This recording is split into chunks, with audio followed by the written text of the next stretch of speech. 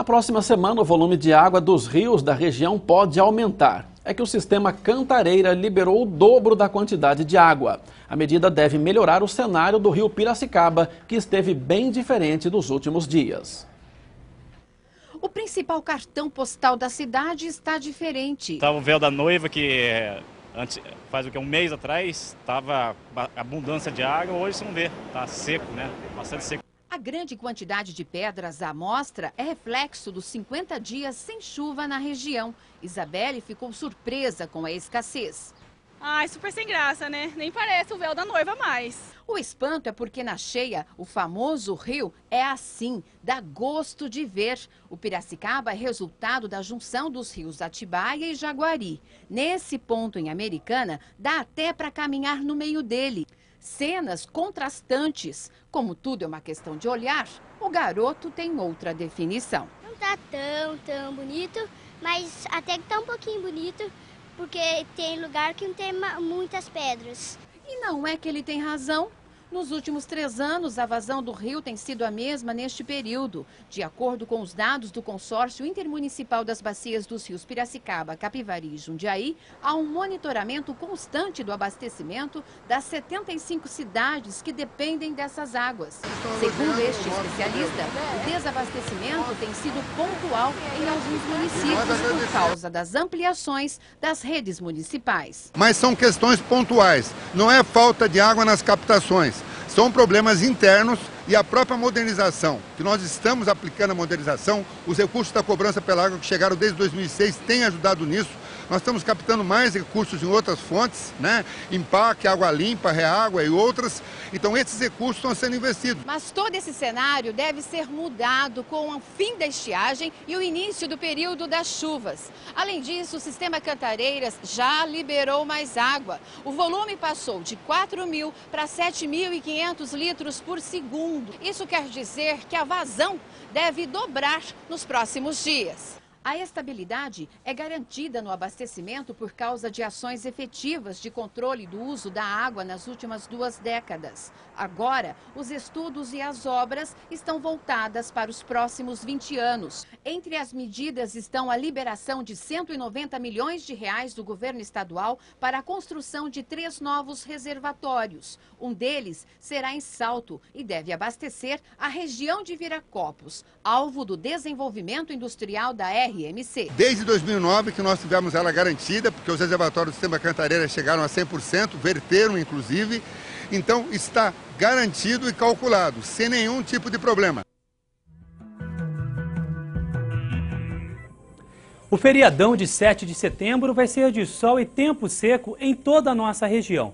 As temperaturas sobem e a umidade do ar pode ficar mais baixa, em torno dos 20%. Nesta sexta-feira, a máxima em Campinas e em Indaiatuba é de 32 graus, em Americana, de 33. Já em Limeira, mais calor. Os termômetros podem atingir os 34 graus. E os ventos fortes que atingiram Campinas esta semana trouxeram muitos transtornos. Além do susto, uma pessoa ficou ferida. Atualmente existe no Departamento de Parques e Jardins, o DPJ, mais de 2.000 pedidos para a remoção de árvores. A Prefeitura tenta reduzir os problemas, fazendo trabalho de replantio.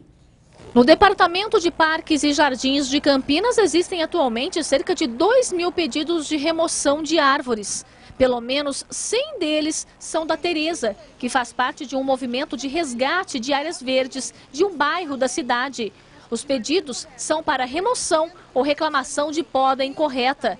Mas mesmo depois de tantos protocolos, a artista plástica garante que nenhum deles foi atendido. Não tivemos nunca uma resposta, encaminhamos vários deles para a Câmara, a resposta foi muito vaga. Então, assim, você não consegue saber o que está acontecendo com as árvores. Isso já faz 5 anos e continua igual. De acordo com o DPJ, sempre depois de um dia de chuva ou vento forte, por exemplo, o órgão recebe centenas de solicitações e pelo menos metade delas não tem fundamento. O cidadão faz o pedido, normalmente através de um 56 ou direto no DPJ, vai um técnico lá.